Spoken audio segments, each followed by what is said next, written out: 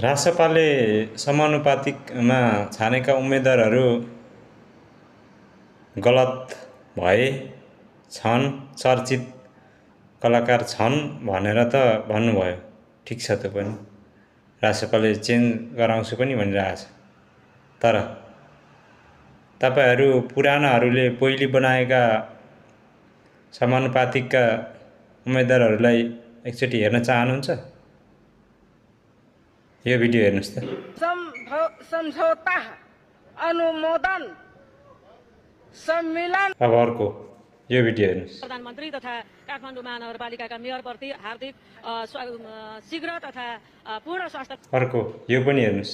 My God, भाव sorry है, oh my God, निधन भएकोमा उहाँप्रति भाव पूर्ण श्रद्धाञ्जली अर्पण।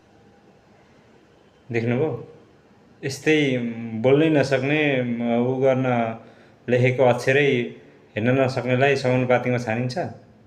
यो पनि तपाईहरुको गलत क्रियाकलाप हो नि। उसले त सच्याएर जान्छु त भनेको छ कमसेकम रासपाले त, यति त मान्नुस् यार।